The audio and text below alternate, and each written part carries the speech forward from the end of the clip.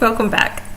I hope you're enjoying the course so far in the different activities and readings, and that you're having your questions answered and you're enjoying the discussions. And I wanted to take a moment to kind of check in with you again. And I wanted to go over a few terms that I see sometimes are often confused with students, and it can be a little bit challenging as this is a new introduction to this type of thinking. So, we're talking a lot about interdisciplinarity and interdisciplinary studies and interdisciplinary thinking and interdisciplinary research. But some other terms that come up, and sometimes they're used interchangeably, but they're not the same. So I want to clarify that for you, is multidisciplinary and transdisciplinary. So I'm going to take a moment to kind of explain the differences between those. So multidisciplinary is when we have a collaboration where the knowledge is shared, but it is not combined. So a collaboration where knowledge is shared, but it's not combined.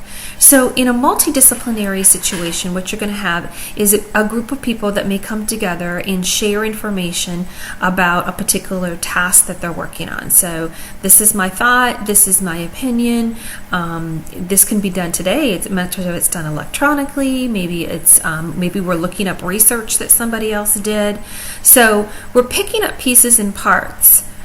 But there's no ownership in multidisciplinarity. So we're going to say, I'm going to research this, or I'm going to gather some information, but me with my discipline and my eyes and my information, I'm going to translate that and come up with one solution.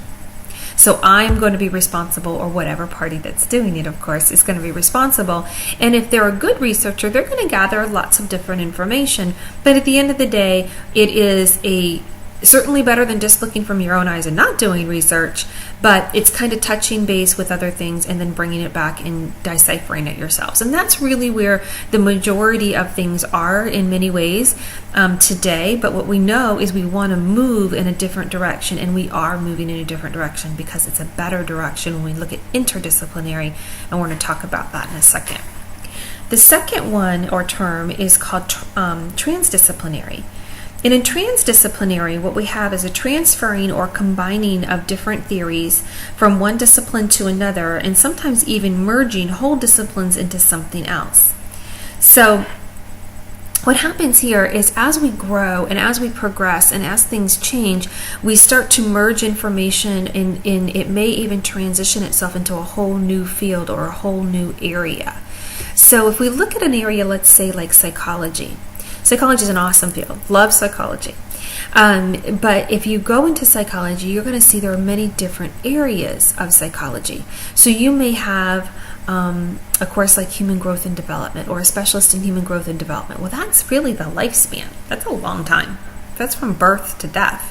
And there's a lot of things that happen in there. So then we have these subcategories that come into there. So we're going to subspecialize out of that psychology, and then subspecialize into the lifespan, and then subspecialize into, we're really looking at infant care, or we're looking at gerontology, or we're looking at marriage and family, or we're looking at aging. So the discipline is changing or mutating because there's just so much information. We've got to kind of refine it a little bit. And so that's often a really good idea when we are studying to find somebody who's really not just a specialist in a general sense, but a specialist in that exact same area that we're looking at. So there's a lot of specialties that get more refined and more refined and more refined. So in medicine, you may have a general practitioner, and then you may have a cardiologist, which would be more refined, and then you might have a pediatric cardiologist who's even more refined from that. So in transdisciplinarity, we're looking at that transfer or that transition into a different discipline. Sometimes things combine and make a new field on their own as we start looking at the influences of things like technology. And so maybe we start to have a media psychology because it's looking at psychology but the influences of media in there, and maybe it combines some ideas with sociology and how people respond to that. And it might come into its own area or its own field. So in and of itself, transdisciplinarity is very interesting and a really cool thing, but it's kind of getting smaller and smaller as opposed to really broadening and everybody getting involved. Where when we look at interdisciplinarity, what we're looking at in this case is a interweaving of these disciplines. So they're no longer separated, but they come together for the purpose of we are all in this shared responsibility for this piece or this part. So we're not taking my perspective, but we're interweaving it and saying, together we find that this is the better way, and looking at all the different avenues and all the different things and how things influence each other. So in interdisciplinary, people have a mutual commitment to working together, to solving a problem, to addressing an issue, to writing a paper, to whatever outcome they're looking at. So whatever that task is, it is something that's taken on mutually and with mutual respect for each of the disciplines.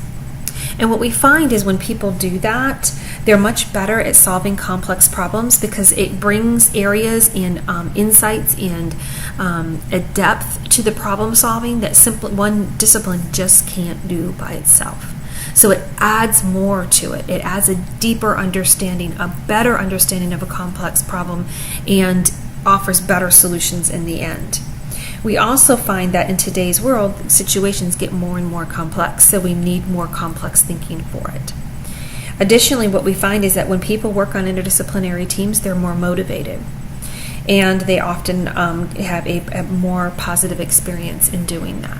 So while we like to hang out with people that think like us, and that's fun and that's reinforcing, we also really like to expand our thinking, expand our minds, and look at things from different angles. So being part of an interdisciplinary team is something that can be extremely effective and extremely motivating, and really broadens our depth of understanding, and we come out of it better, because we not only do we understand more about that problem, but we understand more about that process. And it's a collaborative effort. And, as we develop, and as teams develop, and as workplaces develop, what we're seeing is more and more collaboration than we've ever seen. So I'm sure some of you may have taken some of your leadership courses or some of these other courses where they talk about the vertical style of hierarchy in businesses, where, it was one boss and everything came down. And we're really moving today to more of a horizontal style, which says we've got lots of different specialists, lots of different talent, lots of different skills, and we're going to cross-communicate. It's not all going to be everything up and down, but we're going to cross-communicate, and we're going to build a better project. These interdisciplinary thinkers, they get together and they build great new phones and great new inventions, and they're the ones that are going to take us to the new level of thinking, a new level of understanding that we couldn't even get to unless we could develop that kind of thinking. So through this class and through this understanding, hopefully you're going to develop that thinking, and maybe soon you'll be on a team that's going to go on to do great things too. So enjoy your studies, and I'll see you soon.